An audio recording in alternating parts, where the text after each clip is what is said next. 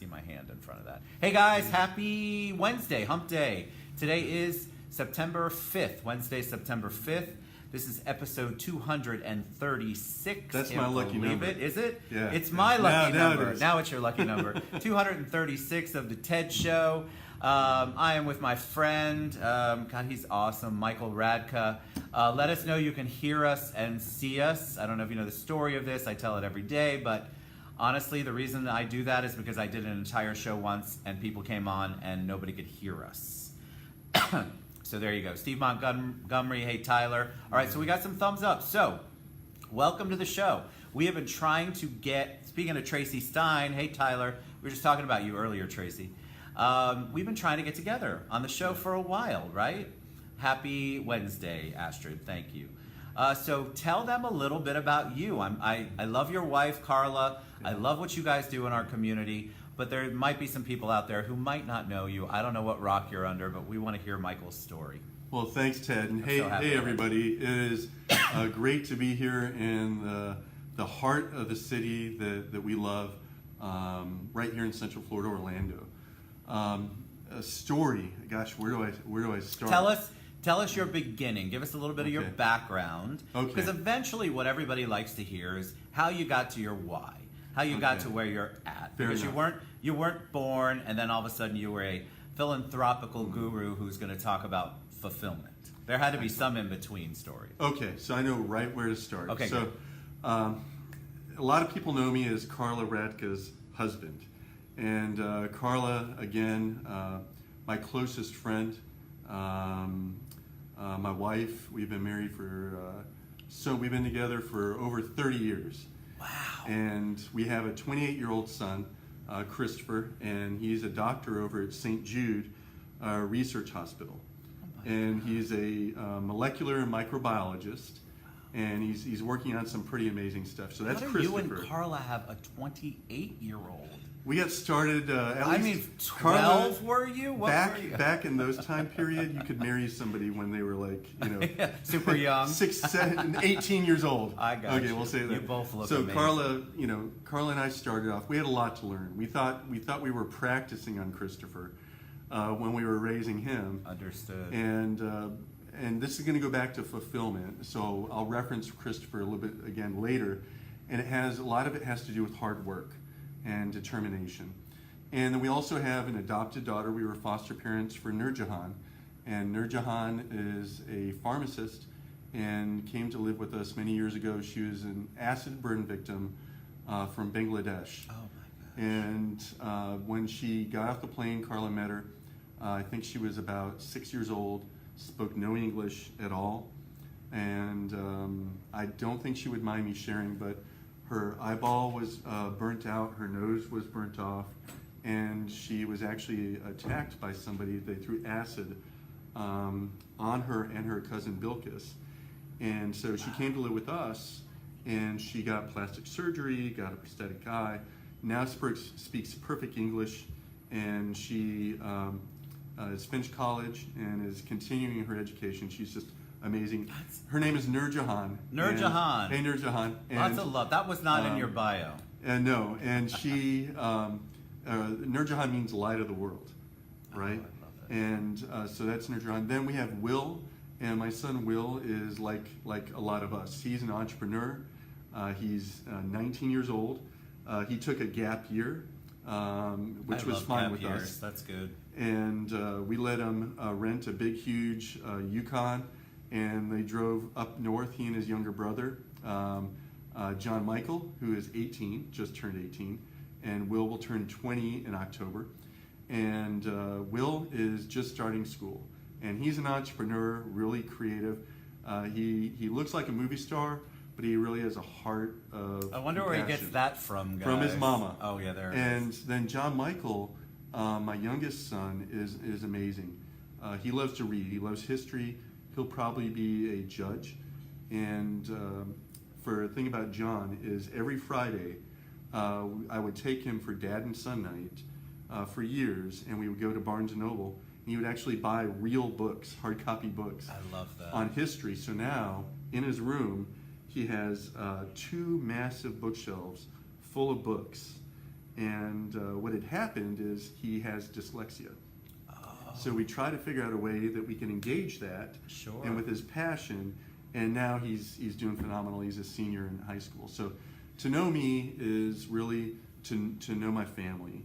And if you want to know who I really am, either ask Ted or ask Carla or one of my sons, and they'll tell you everything. And our life is a journey. How do you get there? How do you? So, were you raised in a family that was, because your persona, the way that you are, the true persona, you're very calm and calming.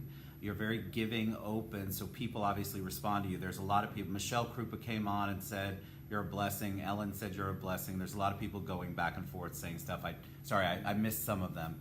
But you have this calming approach, and when you're talking about your children, the first thing I thought of is that's a man talking with a lot of love and patience. So where did that come from? Sure. So I had the great fortune of having a wonderful family, but like all wonderful families, my family had its ups and downs. Right? I don't know anybody, whether they have a great measure of success or happiness, that doesn't have challenges in life. Agreed. And so grew up, and I remember being 4 years old or around there, and we lived off the 13th hole of Spyglass in Pebble Beach golf course. And so my father was a businessman, was successful, and one of our neighbors was Clint Eastwood. Wow. Now, I don't remember that, but he was our neighbor. That's cool. What I do remember is my grandmother, a nanny, chasing me, and I had a box of tissues, and she was chasing me. I was running around a tree, and I was throwing the tissues, cracking up. And she's like, "Michael, stop." So I don't remember a lot, but one of the awesome. things we remember, they're so meaningful. I know, right? You never know, right? It's the funniest things. What do I learn from that? Basically, I don't know. Don't throw tissues around a tree. Yeah, don't make your grandma Don't chase take you. nanny off. Yeah, exactly. And so she locked me in a trunk for. No, I'm joking. Oh God! Jeez, we were going dark there for a minute. Here it goes. So grew up in a pretty wealthy situation in many ways. Then back at that time period, my parents got separated, and this is in the 70s. And at that time, a man that was wealthy probably more than likely would get custody of the children. And so my mother decided to take us while my dad was out, and she packed up everything and went all the way from California all the way to Michigan. Wow. And took me and my two younger brothers with her. Wow. And when we were with my mom in Michigan, I was in elementary school, I think, Ted. And what happened is we were so poor. I just started to tell this story, Ted, and I've never really communicated these things until recently, and so they're still kind of fresh on my heart. Well, thank you. What happened? We were so poor. I remember for a whole school year having the same shoes, one pair of pants, and just a couple shirts. And my mom was working, but she was a single mom. And I remember a teacher, Miss Mostyn. Don't ask me how I remember this, but she gave me a box of clothing and shoes, and I left the school with the box, and it probably took me about 40 minutes, 35, 40 minutes, little legs, I was a little kid, to get home. And I kept on looking. It was an open box, and there was pants and some shirts and some shoes. She knew. And I was so happy, and I got all the way home. Now, this is tough. I don't remember this or who said this, but somebody got so upset that they said, "We're not going to accept charity or help from anybody. Take it all the way back." No. And so here I am, guys, just this little kid, and I had to walk. So here I walked all the way home, and I was so happy, Sure. everybody. And then when I walked back to the school, I was just, there was tears How all could that over not everything be? as I was walking back. And ask a little kid, I don't remember how old I was, but that was tough. You don't forget That was really tough. And I can tell you it wasn't my mom. My mom and I have a great relationship, and she wasn't the one to tell me that. But that, and then not having my dad there, How And did just that having work? Was he brothers- just not in because your mom left? Did he not know where you were? This was before, social media, so Sure. before the internet, before cell phones, all of that. And he, like my mom says, he was pretty in a powerful position. So here's what happened. While my mom was selling Mary Kay, now my mom looked, she was beautiful, and she still is. Well, if you would have seen her, you would have think, what movie is she in? I mean, she love just, her heart, her demeanor, everything. She was selling Tupperware at the time. Love it. And, trying to make ends meet. While she was out doing that, my father came, and as my mom tells me, he took everything out of the house. He even took, she tells me, he took the nails out of the wall. And he took everything and took me and my younger brothers away from my mom. Wow. And he moved to Europe. And I never saw my mom again until I was 18.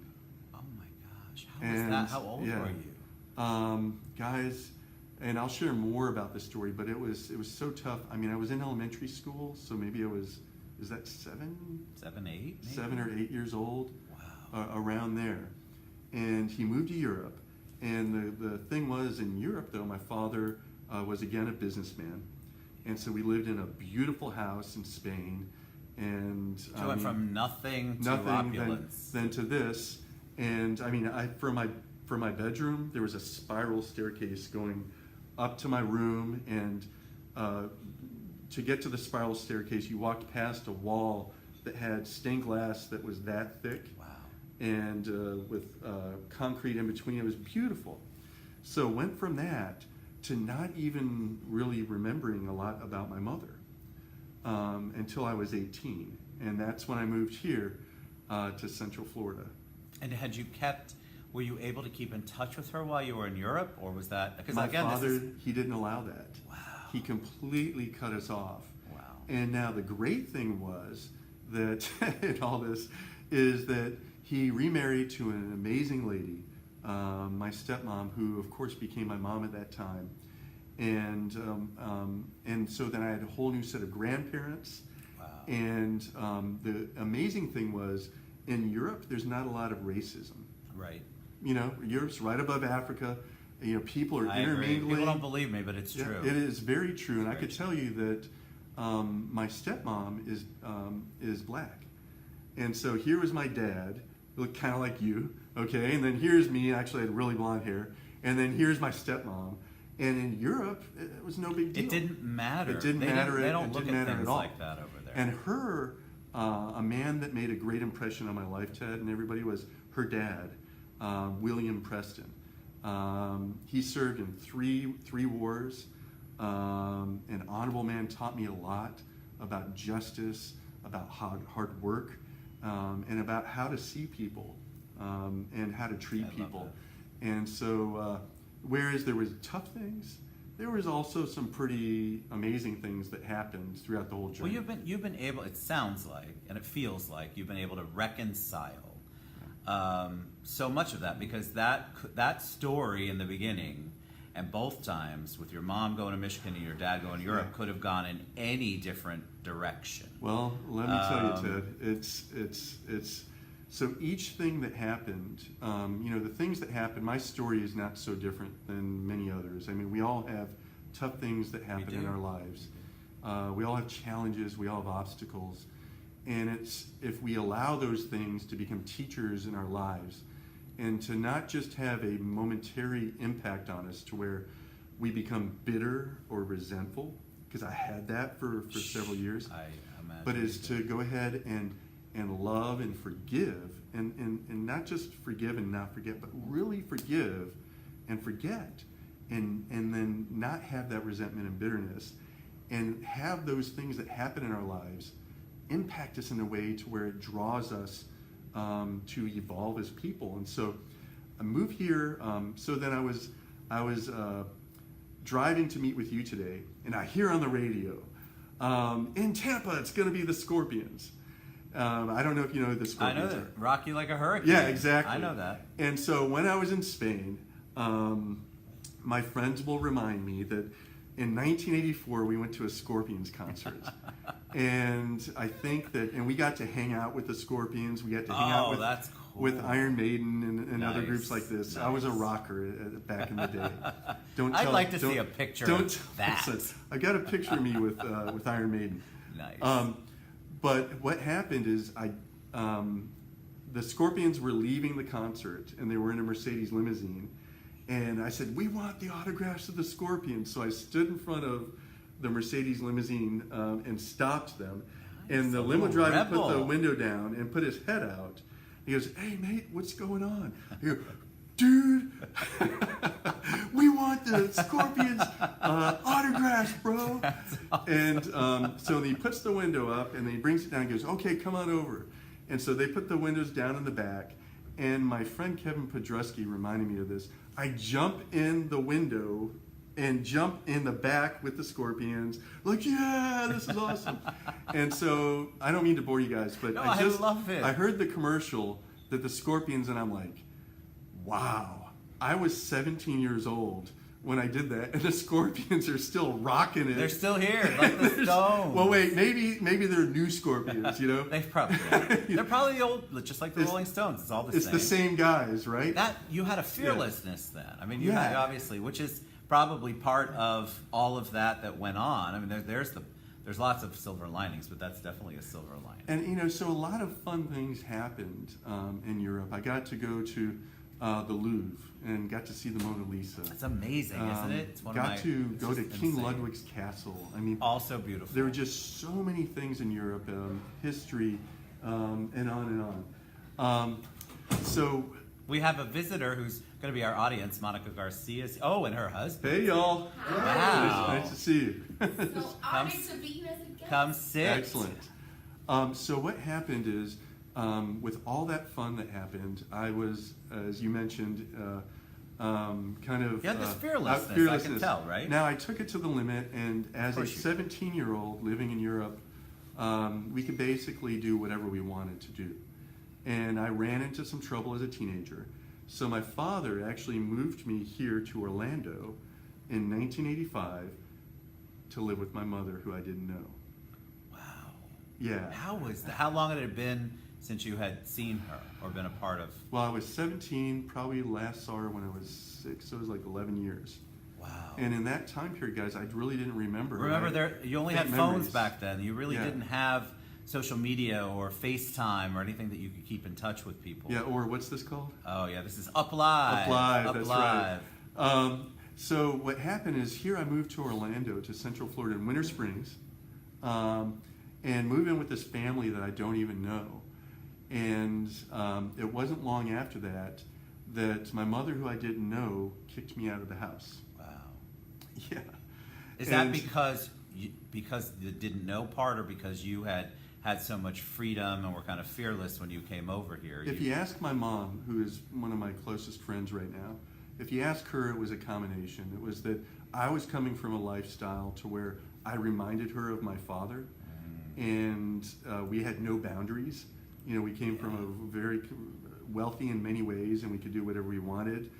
And then the other part was they were going through some times themselves as well. Sure. So it was one of those situations that was tough. And so I was actually homeless right here in Central Florida for just under a year. So you were At 18 years old. Where did you live? Did you I live on the crashed. street? Did you crash at people's houses? You know, I can tell you every nook and cranny of a lot of the streets around downtown Orlando. I can tell you a lot of amazing things that happened during that time period. Some of the things that I'll be able to share more with you is that those gifts and those amazing things that people freely gave into my life that ended up changing my life. And I was in the woods sometimes. I slept in a store once in the back. I slept in apartments where nobody lived in the apartments and there was no power. I crashed on different people's floors and couches at that time. And here I am with no support system at all.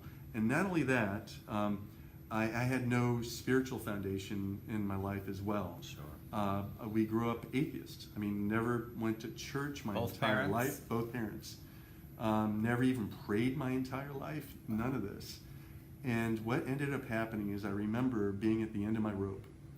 And so here I am in Central Florida, 18 years old, back in 1984 or 85, no support system, a mother who I didn't know that just kicked me out, a father that was still in Europe at the time, and then they moved to Japan later on. And I had no hope at all. And for the first time in my life, I prayed. And I prayed, and I said, God, I understand that most of these people out here are hypocrites. And that justified my being an atheist. And I said, but I'm not going to hold that against them because life is tough. Right. And I said, but if there is a God and you do exist, and I remember I went to the apartment that I prayed in just a month ago to go look at it. Yeah, I couldn't go inside, but I went outside. And I remember exactly where I was sitting, and I was in tears, and I was by myself. And I prayed to God, if you are real, then please show me. And I actually, 18-year-old, I actually thought, maybe I go to this church up the road, or there's another one over there. Maybe I should go find a spiritual leader that can help me. And so I prayed that that whole night. I said, God, if you are real, then show me. And nothing happened. I went to sleep. I woke up the next morning, and I said, I blew it. I just knew I was going to start hitchhiking across the United States, and I've never told my mom that. Sorry, Mom. So I was going to hitchhike across the United States because I had nowhere to go. And I had met some pretty interesting characters in my I love time. that word. I know what you're talking about. I'd met some entrepreneurs. I'd met some entertainers. I'd met many other people while I was going through that tough time. But I knew that I needed an answer in my life, Ted. And so I woke up the next morning, and all I had was regret because I had not gone to one of the churches to get an answer from one of the pastors or ministers or priests. And I didn't know what I was going to do. So I walked out of the apartment, and in the apartment community, there's a dock, and a dock on a lake. And so I walked out there, and I sat on the dock. There were some stairs there. And I was just thinking, God, if you are real, I guess you're not, because you didn't give me an answer. And if you created all of this, and you created Ted, you created all of you, and created the sky, created the universe and the stars, then you could help me. And it didn't happen. So I walked from the dock, and I was going to walk back to the apartment. And as I'm walking up the steps, there's a couple, a man and a woman that were walking down, and they were smiling and laughing, and they said, hey, how are you? And I go, And they said, well, we live here in this apartment community, and we want to invite you to bring your neighbor day at our church. Wow. It never happened to me. I don't know if it happened to any of you guys, but nobody, and it was just a regular non-denominational church, so it wasn't like they were recruiting me, Right. to go to move to, drink some Kool-Aid somewhere or Right. something like that. So they invited me to church, and I just thought, wow, is this the answer? And for the first time in my life, I studied the Bible, and I learned about the fact that God is love, that God is the source of love, and that love is patient and kind and forgiving and doesn't keep a record of wrongs and hopes all things, endures all things. And I decided at 18 years old on November 13th You know the date. to make God the number one focus of my life. And from there, some of the single guys in the church, invited me to be the roommate. I started working at Publix at Redbug in Tuscaloosa I know in the that deli. Publix. Yep. And now I go buy subs there, and I'm like the old guy. I used to work here back before you were born. Publix Yeah. alumni. And they're like, okay, old man, Yeah. just take What's your your All-American order, dude? sub and, go pay for it at the register. And I'm like, okay, thank you.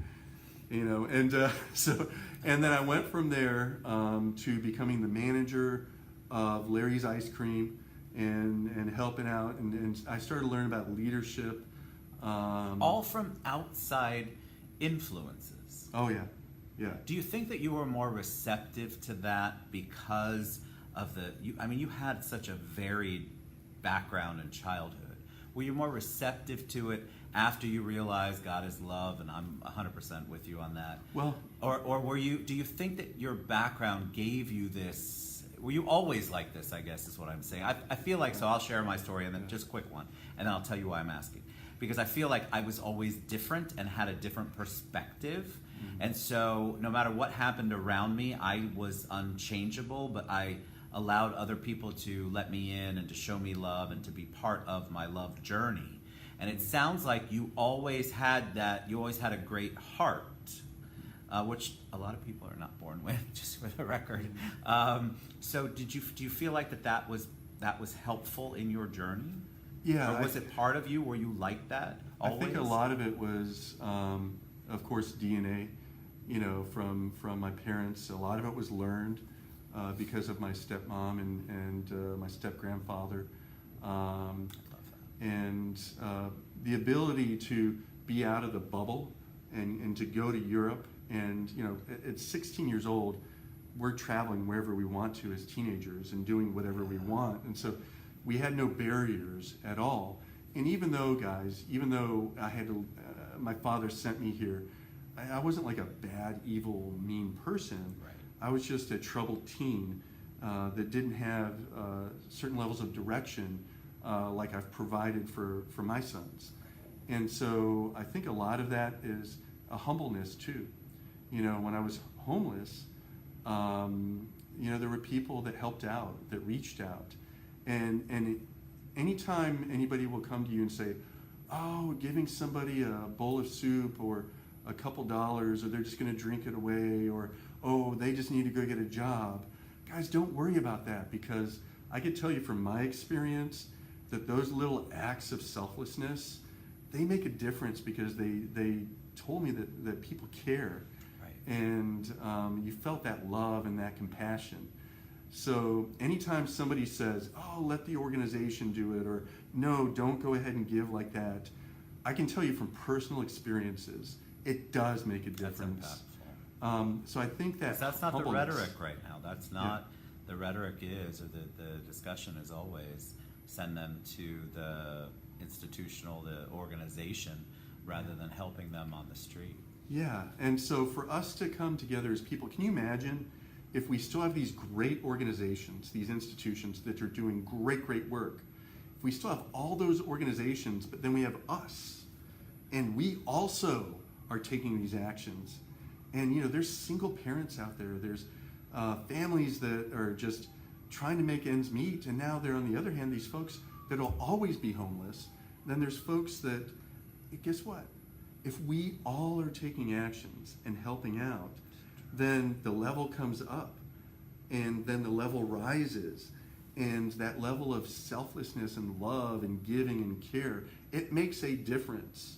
So Agreed. Where did that happen? I think that because I could empathize with a lot of what people were going through, it made a big difference. And then from there, one of the greatest things that ever happened in my life is I met Miss Carla.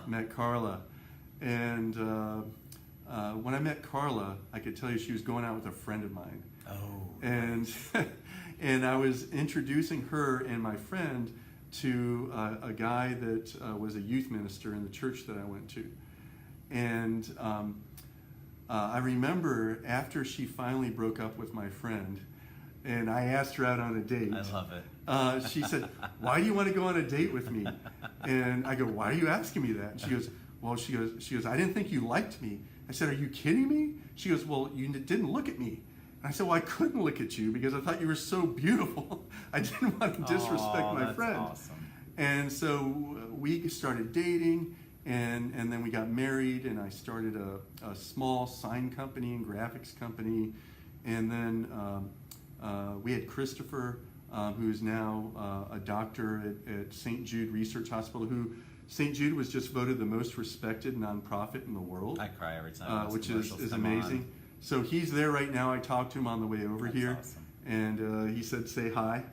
And thank him for all of his great work. So we had Christopher, and back when he was born, he was not a molecular or microbiologist. Right, just like you were not what Right. you are. But we now, all have a story, something. Right.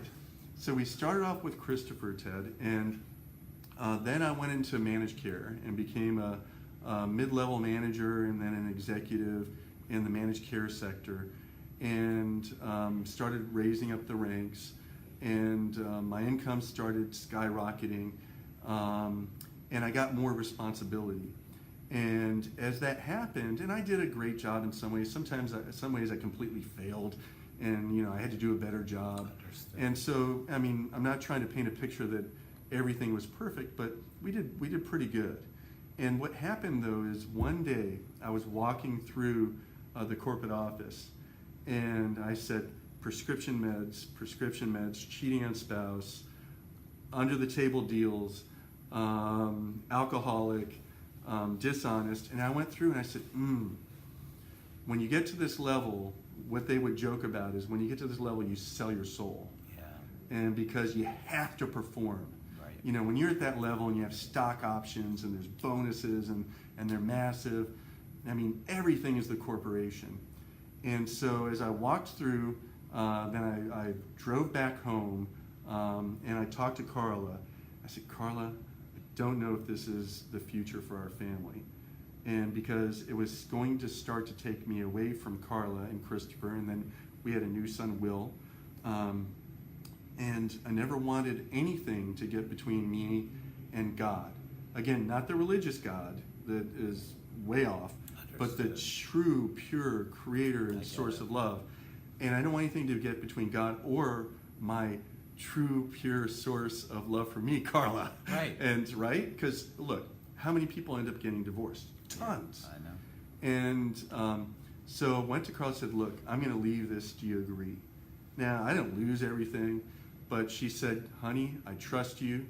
And if you think it's right, then I'm with you. And I actually waited for them to let me go. They wouldn't let me go. And finally, we were able to part ways. And what happened then is I started a company. And the company was a drug screening company. Did one with one business partner, and then I did another one.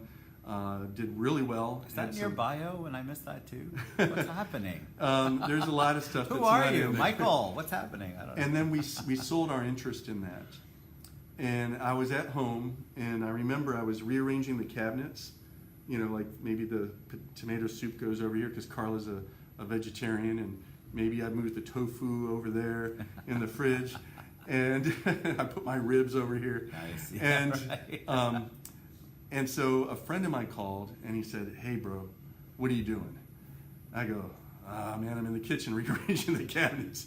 And he goes, ask Carla if I can borrow you for a little bit and you can help me out. And he had a large national business, and without boring you with all the details, came in there, and we worked as a team, and I'd say there was probably 5 of us, and we took the company that was at a certain multi-million-dollar level, and it was starting to go down in profit level, and then we were able to rethink the entire corporation. We brought in experts, brought in actually Michael Silva, who is the ghostwriter for the 7 Habits of Highly Effective People that you know. Absolutely. Brought in Bill McCullough, who used to be the Attorney General. Yeah. Brought in some other people, and we brought in a think tank of folks to reevaluate the business. And what we decided to do was take it to the managed care direction, which was my background. And so instead of selling our healthcare services direct to consumer, we decided to contract with HMOs. Well, the business guys just skyrocketed and did so well. And the founder of the company, who is one of my closest friends, made me a shareholder of the company because I was helping out, I think, in ways that really were brought value, right? Because we always want to have value in whatever we're doing. Absolutely. And things went so well that we were able to sell the company, and he sold his interest, I sold mine, and that's my kind of my business path. So talk about, because we are, do not be nervous when I say this, we are super past our time. All No right? way. We are. We're at 35 minutes. Oh my gosh, I That's thought it was all right. 13 minutes. I know, because it goes fast. Well, your story's fascinating. But I want to talk before, we're going to obviously have to do a part 2, but what I really want to talk about is the fulfillment part, because we had a great conversation about that. And I want you to talk about Okay. what that means. I'd be because happy to it do was that. really good.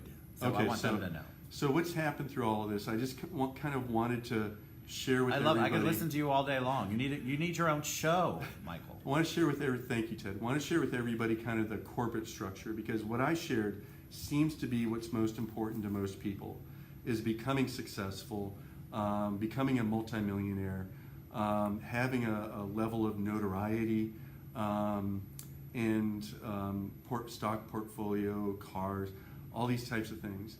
So I kind of wanted to share that. But what happened along this journey is I found out that those things were not what's most important. During this journey, also what happened, Ted, is I lost my 2 younger brothers that I grew up with. I'm sorry. And I don't want to be a bummer on everybody. You know, I'm the one who experienced it. I'll share with you later what happened, but it was really difficult situations and how I lost them. And what hit my heart when those things happened was that it didn't matter what the money would have been for them guys. It wouldn't have mattered the notoriety, the level of success, being famous. I have famous friends. None of these things would have made a difference in their lives. What they didn't have was fulfillment. And the only place, and I'm just speaking for myself, y'all can believe whatever you want, right? The only thing that made a difference in my life was having a relationship with God and then finding out exactly what his recipe was for my life. Why did I leave that large corporation when other people were like scraping to get where I was at? It was because God has taught me that the greatest among you must be a servant, that you must consider the needs of others ahead of your own, that forgiveness is powerful. To forgive somebody, what that has done in my life was to remove bitterness and resentment. And because I don't have bitterness and resentment in my life, then I'm able to go ahead and focus on the needs of others. And so what God has always taught me throughout every stage of my life, from being a teenager to starting a business to getting married to having children to getting a level of success, and don't worry, there's a lot more of you guys that are a lot more successful than I've ever been. But what he taught me is that God says to love your neighbor as yourself, and love him with all your heart, with all your soul, with all your mind, and all your strength. And if you do this, then you'll have a pretty amazing life. And when you fill up other people's lives, because a lot of times people say, you know, I'm a cup half full person, or I'm kind of a cup half empty, this. But they don't even get it. The whole point is that the cup can still be filled. And what can it be filled with? It can be filled with God's dream for our lives, which is to love each other. And love is not just an emotion, right? Not just passionate love, but love is patient and it's kind. It seeks no personal gain. It keeps no record of wrong. These things are real. And so what can I share with you guys? Through all these things in life, the one thing that has kept me fairly centered, I mean, I'm just like anybody else. I make so many mistakes, probably more than most of you guys. But the one thing that keeps me centered is moving forward and moving towards God. All right, so we're obviously going to have to do a part 2 because we have a ton of people that I'm want sorry, I apologize. more stuff. Why would you I apologize? apologize for going over. Okay, it took me like 5 deep breaths to not cry during most of your whole show, so there you go with that. I still had that one perfect tear that came down here. You couldn't see it. That was amazing. So we're going to share all of Michael's contact information, how you can reach out to him. All of you are saying, let's do a part 2, let's do a part 2, so you have to come back. I'd be happy to. But thank you for being authentic and vulnerable, sharing those stories, because and sharing your love and sharing your discussion and your relationship with God. I think that's so important. We had a couple of funny faces on there, so I would just challenge you people with the funny faces to reach out to Michael. You know, you never know what his testimony and his story can bring to your life. So at least we got some funny faces from those who might be part of the atheist crowd or might be part of the not knowing crowd. There's a lot of people who question, and questioning is okay. It's in the Bible. I mean, people question all the time. Look at every leader on the planet that was part of every story in the Bible. They had some questions. So you want to embrace that, but be open to it. So I thank you for Thank you so sharing much, Ted. that so much. I We love appreciate you that. guys so much. Thank you for staying with us. 45 minutes in. I love Oh my a gosh. show that goes long, especially when I am totally mesmerized by my guests. So what a blessing to have you on here, Michael. And again, we'll share all of his contact information later. We love you guys. Mwah. And